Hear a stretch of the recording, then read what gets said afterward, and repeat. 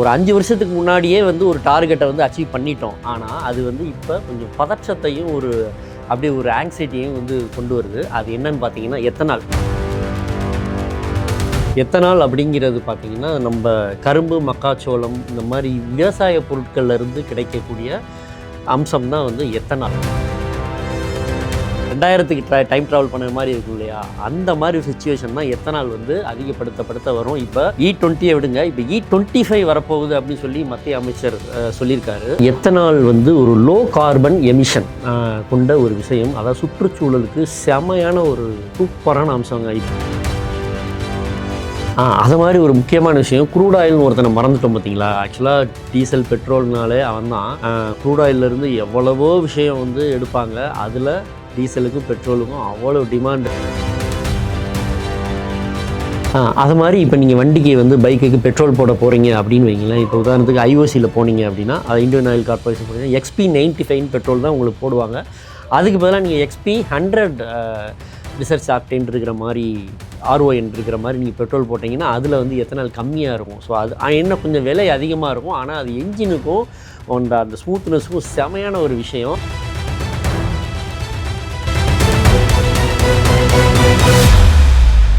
Hi, வணக்கம். என்னோடய பேர் தமிழ் தென்றல். நான் வந்து ஆனந்த விகடன் குழுமம் மோட்டார் விகடன் இருக்கு இல்லையா, அதில் கிட்டத்தட்ட ஒரு 20 ஆண்டு காலம் வந்து பணிபுரிஞ்சிருக்கேன். அதில் முன்னாள் ஆசிரியராக இருந்திருக்கேன். இப்போது ஒரு விஷயம் வந்து ரொம்ப பரபரப்பாக பேசப்படுது. இப்போ உதாரணத்துக்கு நான் ஒன்று சொல்லட்டுமா? இப்போது நீங்கள் வந்து ஒரு டார்கெட் வச்சுருக்கீங்க. இதுதான் டார்கெட் அப்படிங்கிறதுக்கு முன்னாடியே நீங்கள் அந்த டார்கெட்டை அச்சீவ் பண்ணிட்டீங்க அப்படின்னா உங்களுக்கு சந்தோஷமா வருத்தமா அப்படின்னு கேட்டால் நிச்சயமாக சந்தோஷமான விஷயமாக தானே இருக்கணும். பட் வந்து ஒரு விஷயம் வந்து ஒரு 5 வருஷத்துக்கு முன்னாடியே வந்து ஒரு டார்கெட்டை வந்து அச்சீவ் பண்ணிட்டோம். ஆனால் அது வந்து இப்போ கொஞ்சம் பதற்றத்தையும் அப்படியே ஒரு ஆங்ஸைட்டியையும் வந்து கொண்டு வருது. அது என்னன்னு பார்த்தீங்கன்னா எத்தனால். அதாவது பொதுவாக வந்து கவர்மெண்ட் திட்டங்கள் வந்து ஒரு வாக்குறுதி கொடுப்பாங்க, ஆனால் அது அப்படியே கிடப்பில் போடப்பட்டுரும், மறந்துடுவாங்க. ஆனால் எத்தனால் பொறுத்த அளவு பார்த்தீங்கன்னா 2030 தான் வந்து டார்கெட்டே. அதாவது இப்போ நான் எதை சொல்லியிருக்கேன்னு தெரியும். E20 நீங்கள் கேள்விப்பட்டிருப்பீங்க. அதாவது நீங்கள் பைக்ஸுகளில் ஸ்டிக்கரில் ஒட்டியிருப்பாங்க E20 அப்படின்னு. ஈங்கிறது வந்து ஒன்றும் இல்லை, எத்தனால். அதாவது பெட்ரோலில் வந்து 20% வந்து, அதாவது தூய பெட்ரோல் வந்து 80, 20% வந்து எத்தனால் இருந்துச்சுனாலும் அந்த வண்டி வந்து தாங்கும் அப்படிங்கிறது தான் அந்த E20 கம்பேட்டபிலிட்டியோட வாகனங்கள்லாம் வரிசையாக வர ஆரம்பிச்சிச்சு. சரி, இப்போ இதில் என்ன இருக்குது அப்படின்னு பார்த்தீங்க அப்படின்னா, பதற்றம் அப்படின்னு யாருக்கு அப்படின்னு பார்த்தீங்கன்னா, இந்த 2023க்கு முந்தின வாடிக்கையாளர்கள் இருக்காங்களா, வாகனங்கள் வாங்கின வாடிக்கையாளர் இருக்காங்களா, அவங்களுக்கு தான் இது ஒரு பெரிய சிக்கலை கொண்டு வந்துருச்சு. என்ன அப்படின்னு பார்த்தீங்கன்னா, அவங்க வச்சுருக்கிற வந்து சில இது BS4 வச்சுருப்பாங்க, E20 கம்பேட்டிபிலிட்டி இல்லாத BS6 வாகனங்களும் இருக்கும். ஸோ அந்த பெட்ரோலை இப்போ நம்ம வந்து பழைய வாகனங்களில் போடும்போது இன்ஜின் சமாச்சாரங்கள்லாம் வந்து கெட்டு போகுது, மைலேஜ் குறையுது அப்படின்னு வந்து நிறைய குறைகள்.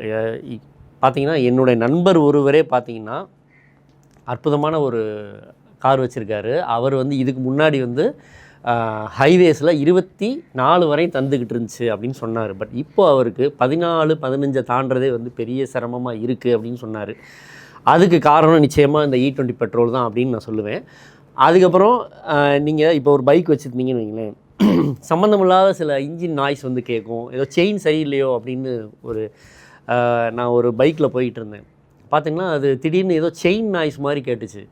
ஆனால் செயின்லாம் நல்லா தான் இருக்குது, லூப்லாம் போட்டு சூப்பராக தான் வச்சுருந்தாங்க. என்னன்னு பார்த்தீங்கன்னா, இன்ஜினுக்குள்ளே ஏற்படுற சில தேவையில்லாத உராய்வுகள், அப்புறம் கிளாகிங், இதெல்லாம் வந்து தான் அந்த நாய்ஸை ஏற்படுத்துது. இதனாலேயே பார்த்திங்கன்னா பைக்கோட மைலேஜும் வந்து குறையுது அப்படிங்கிறது தான் விஷயம். ஆனால் இப்போ 23க்கு அப்புறம் வாங்கின வாகனங்கள் வாங்கின உரிமையாளர்களுக்கு இந்த பிரச்சனை இல்லை.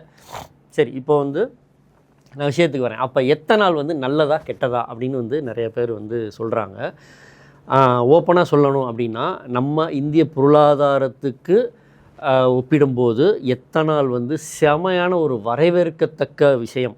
என்னன்னு பார்த்தீங்கன்னா, இப்போ ஒரு லிட்டர் பெட்ரோல் 50 ரூபா, ஒரு லிட்டர் டீசல் 30 ரூபா அப்படின்னா எப்படி இருக்கும்? 2000க்கு டைம் ட்ராவல் பண்ண மாதிரி இருக்கும் இல்லையா, அந்த மாதிரி ஒரு சிச்சுவேஷன் தான் எத்தனால் வந்து அதிகப்படுத்த வரும். இப்போ E20 விடுங்க, இப்போ E25 வரப்போகுது அப்படின்னு சொல்லி மத்திய அமைச்சர் பெட்ரோலியத்துறை அமைச்சர் சொல்லியிருக்காரு. ஸோ இப்போ E20க்கே இந்த பாடுபட வேண்டியிருக்கா, இப்போ E25லாம் அப்படின்னு சொல்லியும் வாகன உரிமையாளர்கள் வருத்தப்படுறாங்க. ஆக்சுவலாக வந்து இந்த 2023க்கு பழைய வாகனங்கள் வச்சுருக்கிறவங்களுக்கு நான் கடைசியில் சில டிப்ஸு தர்றேன், நீங்கள் அதை ஃபாலோ பண்ணுங்கள், சரியாயிரும். இங்கே முதல்ல எத்தனால் வந்து ஏன் நல்லது அப்படின்னு ஒரு சில விஷயங்கள் சொல்லிடுறேன். முதல்ல வந்து எத்தனால்னால் என்னன்னு பார்த்து சொல்லிடுறேன் நான் ஃபஸ்ட்டு.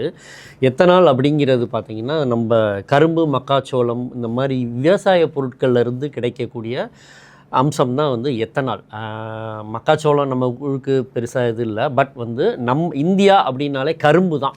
ஸோ வந்து எத்தனால் பயன்பாடு வந்துச்சுன்னா கரும்பு விவசாயம் பயங்கரமாக பெருகும். கரும்பில் வந்து சர்க்கரையை பிரித்து அதுக்கப்புறம் டிஸ்டிலரிக்கு அனுப்பி அந்த மொலாசஸ் அப்படின்னு ஒன்று எடுப்பாங்க. ஸோ அதிலேருந்து அதில் வந்து சில பாக்டீரியாக்கள்லாம் வச்சு கொதிக்க வச்சு கிடைக்கிறது தான் எத்தனால். இப்போது இது மூலமாக பார்த்திங்கன்னா நம்ம இந்திய நாட்டோட அந்நிய செலாவணி 135 பில்லியன் அமெரிக்கன் டாலர்ஸ் வந்து குறையும் அப்படிங்கிற மாதிரி ஒரு டேட்டா வந்து நான் படித்தேன். அதாவது கிட்டத்தட்ட 1.67 லட்சம் கோடி. எப்பா எங்கே இருக்குது இது மிச்சமானால் நம்ம பொருளாதாரம் எவ்வளவு மேம்படும் அப்படிங்கிறது வந்து ஒரு ரொம்ப கவனிக்கப்பட வேண்டிய விஷயம். அடுத்த விஷயம் பார்த்திங்கன்னா எத்தனால் வந்து ஒரு லோ கார்பன் எமிஷன் கொண்ட ஒரு விஷயம். அதாவது சுற்றுச்சூழலுக்கு செமையான ஒரு சூப்பரான அம்சங்க. இப்போ மாதிரி நம்ம இப்போ பார்த்தீங்கன்னா நீங்கள் பைக்லலாம் போகும்போது பார்த்தீங்கன்னா கர்ச்சீஃப் கட்டிட்டு போகவே முடியலை, ஹெல்மெட்டையும் போட்டுட்டு. ஏன்னா எமிஷன் அவ்வளோ இருக்குது. அதுவும் டெல்லியிலலாம் பார்த்தீங்கன்னா நீங்கள் நம்ம ஊர் மெட்ரோவில் வந்து அடுத்த ட்ரெயில் எத்தனை அப்படின்னு விவரம் தானே இருக்கும். பட் நீங்கள் டெல்லி மெட்ரோவில் போய் பார்த்துருந்தீங்கன்னா தெரியும் இங்கே ஏர் இது எவ்வளோ இருக்குது அப்படின்னு, நம்ம காற்று மாசு எவ்வளோ இருக்குது அப்படின்னு சொல்லி அந்த இண்டெக்ஸோட அளவுலாம் போட்டிருப்பாங்க. அந்தளவு கொடூரமான ஒரு விஷயம்.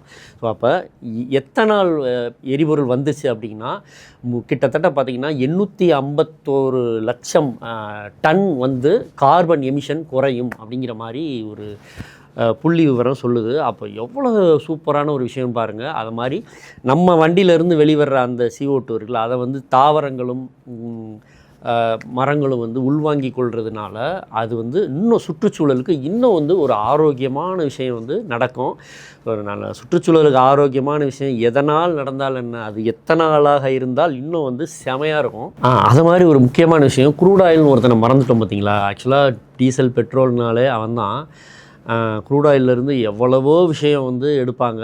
அதில் டீசலுக்கும் பெட்ரோலுக்கும் அவ்வளோ டிமாண்டு. அது மாதிரி எத்தனாலுக்கு நான் சொல்ல மறந்துட்டேன். அந்த கரும்பு நான் சொன்ன மொலாசஸ் அதிலேருந்து நிறைய விஷயங்கள் எடுப்பாங்க. அதில் எத்தனால் ஒன்று.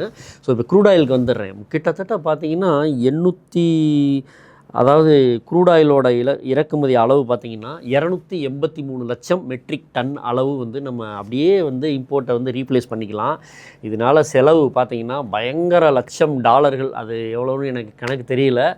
அது வந்து பார்த்திங்கன்னா இன்னும் வந்து பயங்கர நமக்கு வந்து சேமிப்பை ஏற்படுத்தும். இதனாலேயே பார்த்திங்கன்னா வந்து நமக்கு பெட்ரோல் செலவு நான் சொன்னேன் பார்த்தீங்களா, அதாவது 1 லிட்டர் பெட்ரோலு நிச்சயமாக 50-55 ரூபாய்க்கு வந்தாலும் ஆச்சரியமே இல்லை. டீசலும் 50 வந்துடுவான்னா இதை விட வேறு என்ன சொல்கிறது, செமையான ஒரு விஷயம் வேறு எதுவுமே இல்லைல்ல. அதுக்காக இதை சொல்கிறேன். அதுக்கப்புறம் நம்ம முக்கியமான விஷயம், நம்ம மகாத்மா காந்திஜி சொன்ன மாதிரி விவசாயம் இருக்குல்ல, அதாவது ஒவ்வொரு ஊர்ப்புற விவசாயங்களோட அந்த முக்கியமாக அந்த கரும்பு, மக்காச்சோளம் அதோட விளைநிலம் வந்து பயங்கரமாக பெருக ஆரம்பிக்கும். விவசாயிகள்லாம் ஓவர் டைம் பார்த்து செம பிஸி ஆயிடுவாங்க. இதனால் பார்த்திங்கன்னா கிட்டத்தட்ட 1.47 லட்சம் கோடி ரூபாய் வந்து வருமானம் வரும் அப்படிங்கிற மாதிரி ஒரு டேட்டா வந்து சொல்லுது.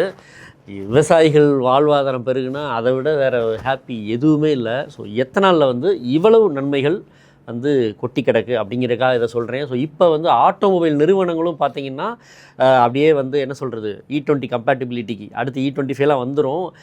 இப்போ தான் லேட்டஸ்ட்டாக பார்த்திங்கன்னா மாருதி கூட ஃப்ளெக்ஸி ஃபியூல் வெஹிக்கிள் கொண்டு வந்திருக்காங்க. இந்த ஃப்ளெக்ஸி ஃபியூல் FFEன்னு சொல்லுவோம்.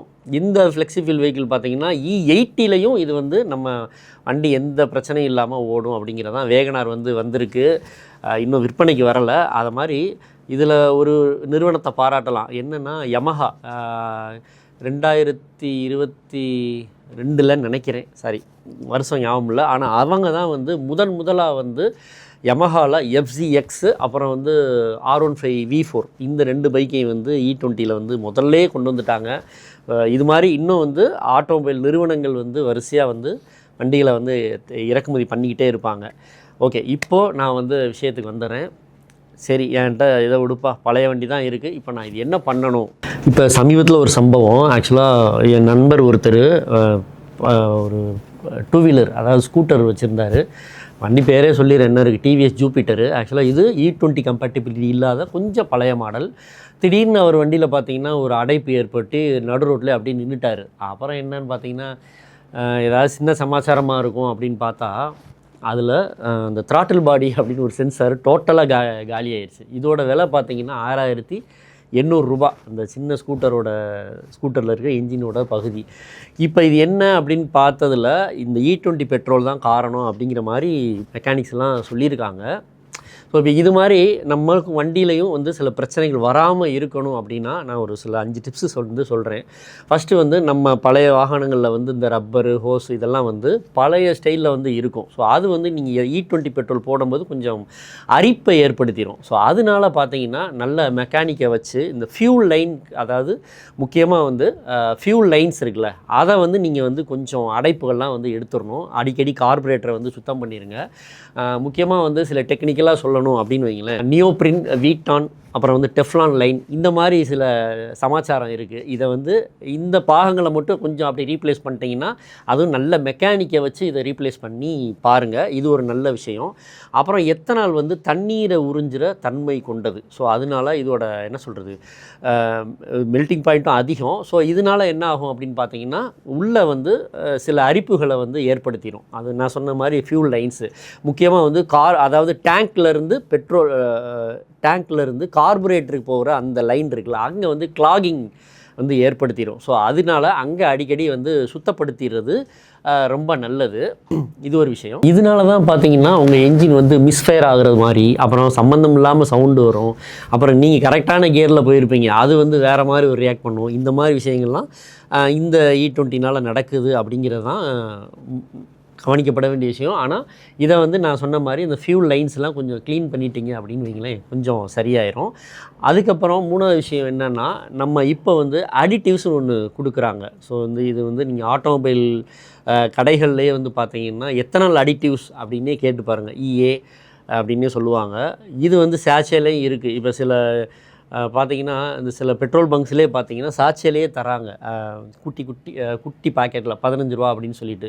ஸோ இதை ஊற்றுறவங்ககிட்ட நான் விசாரிச்சு பார்த்தேன். ஸோ அவங்களும் வந்து கொஞ்சம் பரவாயில்லாமல் இருக்குது, முந்தியை விட பரவாயில்லாமல் இருக்குது அப்படிங்கிற மாதிரி சொல்கிறாங்க. ஸோ இந்த அடிட்டிவ்ஸ் வந்து ஓரளவு உங்கள் பைக்கை வந்து, அதாவது வாகனங்களை வந்து காக்கும் அப்படிங்கிறது ஒரு விஷயம்.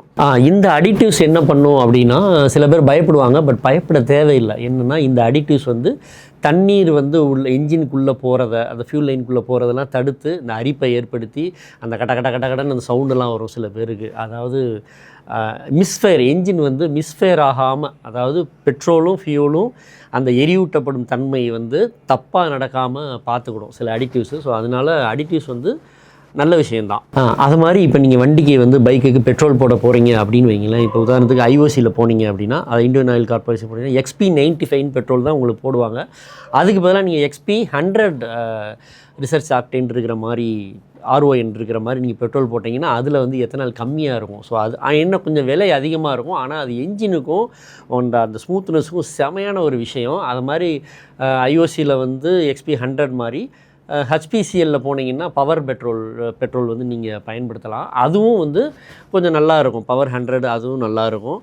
அது மாதிரி ஷெல் பெட்ரோல் பங்க்லாம் போனீங்கன்னா வி பவர் அப்படின்னு ஒன்று இருக்கும். நார்மலாக போடுறத விட ஷெல்லில் ஏற்கனவே விலை அதிகம் தான், பட் வந்து வி பவர் வந்து இன்னும் கொஞ்சம் அதிகமாக இருக்கும். இதில் வழக்கத்தை விட எத்தனால் கொஞ்சம் கம்மியாக வச்சுருப்பாங்க. ஸோ இது மாதிரி பெட்ரோல் போடும்போதும் நீங்கள் கொஞ்சம் பழைய வண்டியை வச்சுருக்கிற வரையும், அதாவது அடுத்து ரீப்ளேஸ் பண்ணுற வரைக்கும் இதை நீங்கள் பயன்படுத்திங்கன்னா ரொம்ப நல்ல விஷயம். அப்புறம் இன்னொரு, நீங்கள் எல்லாருமே இந்த பிரச்சனையை ஃபேஸ் பண்ணியிருப்பீங்க. பொதுவாக நீங்கள் E20லாம் வர்றதுக்கு முன்னாடி விஷயம் என்னென்னா, நீங்கள் இன்ஜின் ஆயில் மாற்றுவீங்க. அடுத்து நீங்கள் ஒரு 2500 கிலோமீட்டருக்குள்ளே மாற்றணும். பைக்குக்கு சொல்கிறேன். கார்னால் 10,000 கிலோமீட்ரு. நீங்கள் 2500 கிலோமீட்டருக்கு அப்புறம் நீங்கள் சில பேர் வந்து 4000 கூட ஓட்டியிருப்பாங்க. ஆனால் அப்படி ஓட்டக்கூடாது. ஆனால் என்ன ஒரு பயமில்லாத ஒரு விஷயம் அப்படின்னா, அந்த 4000 கிலோமீட்டருக்கு அப்புறம் நீங்கள் இந்த பைக்கை ஓட்டினதுக்கப்புறம் எடுத்து பார்த்தீங்கன்னா அந்த இன்ஜின் ஆயில் வந்து அந்த விஸ்காசிட்டி, அதாவது மசகுத்தன்மையை இழந்திருக்கும். அதாவது கருப்பாக மாறிடுவோம், ரொம்ப க்ரூட் ஆயில் மாதிரி வந்துடும்னு வச்சுக்கோங்களேன். ஆனால் இப்போ பார்த்தீங்க அப்படின்னு வைங்களேன், இப்போ E20 பெட்ரோல் வந்ததுக்கப்புறம் நீங்கள் இந்த பெட்ரோலை பயன்படுத்தினதுக்கப்புறம் உங்கள் வாகனங்களில் நீங்கள் ஆயிலை செக் பண்ணிங்கன்னா மெக்கானிக்கே சொல்லுவார், என்னப்பா ஆயிலே காலியாக இருக்குது அப்படின்னு. ஆக்சுவலாக வந்து இன்ஜின் ஆயில் வந்து வேப்பர் ஆகிற தன்மை கிடையாது. என்னென்னா அதாவது ஆவியாகி காலியாகாது. ஆனால் இந்த E20 பெட்ரோல் காலியாகிறதுக்கு காரணம் என்னென்னா இந்த பெட்ரோலாக கூட இருக்கலாம். ஸோ அதனால் இப்போ நீங்கள் ஒரு பைக்குக்கு 2500 கிலோமீட்டர் ஒருக்க இன்ஜின் ஆயில் மாற்றுறீங்க அப்படின்னா ஒரு 1500 2000லேயே இன்ஜின் ஆயில் மாற்றுறது ரொம்ப நல்லது. அது மாதிரி காருக்கும் இது பொருந்தும். ஏன்னா எத்தனால் வந்து இன்ஜினோட வெப்பநிலையை அதிகரிக்கும் தன்மை கொண்டது. அதனால் அது மாதிரி அதாவது லிக்யூட் கேஸில் லிக்யூட் தன்மையில் இருக்கிறத, திரவ வடிவத்தில் இருக்கிறத வேப்பராக்கக்கூடிய தன்மை எத்தனாலுக்கு உண்டு. ஸோ அதனால் இது வந்து கவனமாக இருங்க. அதான் இன்ஜின் ஆயிலை நீங்கள் சர்வீஸ் விட, நீங்கள் இப்போ இது ஒரு பீரியாடிக் மெயின்டெனன்ஸ் சர்வீஸ்னு சொல்லுவாங்க, PMS. என் பைக்கு காருக்கு இத்தனை 6 மாதம் சொல்லியிருக்காங்க அப்படின்னு சொல்லிட்டு நீங்கள் இந்த 6 மாதம் வர்ற வரை வெயிட் பண்ணக்கூடாது. பைக்குக்கு 2 மாதம் அப்படின்னா 2 மாதத்துக்கு அப்புறம் சர்வீஸ் கொடுத்துக்கலாம் அப்படின்னு பண்ணாதீங்க. நீங்கள் 2 மாதத்துக்கு அப்புறம் சர்வீஸ் கொடுங்க. ஆனால் நீங்கள் ஒரு மாதத்துக்கு ஒருக்க பெட்ரோல் பங்க்லேயே நீங்கள் வந்து இன்ஜின் ஆயிலையும் நீங்கள் ரீப்ளேஸ் பண்ணிக்கிட்டிங்கன்னா வண்டி வந்து செமையாக இருக்கும். இப்போ என்னோடய நண்பர்களுக்கு நான் இப்போ அதை வலியுறுத்துகிறேன். என்னென்னா நீங்கள் சர்வீஸ் பண்ணுறது 2வது, ஆயிலை மட்டும் நீங்கள் அடிக்கடி மாற்றிக்கிட்டே இருங்க அப்படின்னு. இப்போ அவங்களுக்கு பெருசாக எந்த பிரச்சனையும் வரலை அப்படிங்கிறது தான் ஒரு நல்ல விஷயமா இருக்குது. அது மாதிரி கடைசி விஷயம் என்னென்னா, தண்ணீர் அப்புறம் ஆக்சிஜன் இதோட கம்பைண்ட் ஆகி கலந்து எத்தனால் வந்து செயல்படுவோம். அது வந்து பயங்கரமான கில்லி. இது மூலம் என்ன சொல்ல வர்றேன் அப்படின்னா, E20 பெட்ரோலுக்கு வந்து நம்ம நார்மல் பெட்ரோலை விட என்ன சொல்கிறது, ஆயில் வந்து கம்மி. அதனால் இப்போ நீங்கள் வந்து பைக்கில் பெட்ரோல் போட்டுட்டு நீங்கள் திடீர்னு ஒரு வாரம் ஒரு மாதம் வந்து வெளியூர் போயிட்டு திரும்ப வந்து நீங்கள் வண்டி எடுக்கிறீங்கன்னா அப்படி எடுக்க வேண்டாம். நீங்கள் என்ன சொல்கிறது, தயக்கமே இல்லாமல் பெட்ரோலை ஃபுல்லாக ட்ரைன் பண்ணிவிட்டு நீங்கள் அதுக்கப்புறம் பெட்ரோல் போட்டு ஓட்டுனீங்கன்னா வண்டி வந்து சூப்பராக இருக்கும். என்னென்னா என்னடா வடை போச்சே சோளமுத்தா போச்சேன்னு நம்ம ஃபீல் பண்ணாமல் சில விஷயங்கள் நமக்கு இருக்குது. ஸோ அதை நம்ம பண்ணிட்டு போகணும். ஏன்னா இப்போ அமெரிக்கா இந்த மாதிரி பிரேசில் இந்த மாதிரி நாடுகள்லாம் E85லாம் போய்கிட்டு இருக்கு.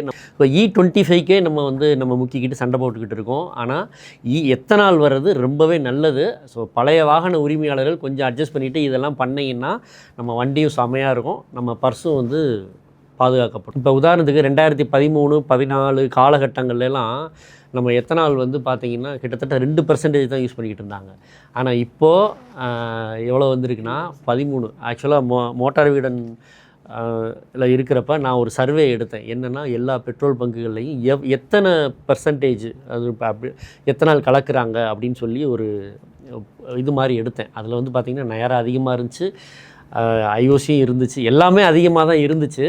அப்போவே வந்து பார்த்திங்கன்னா 13லேருந்து 16 வரை இருந்துச்சு. இப்போது 19 புள்ளிக்கு மேலே போயிடுச்சு. ஸோ வந்து சீக்கிரம் வந்து 25க்கு வந்துடும். ஏன்னா E20க்கு 2030 சொல்லியிருந்தாங்க, 2025லே வந்துருச்சு.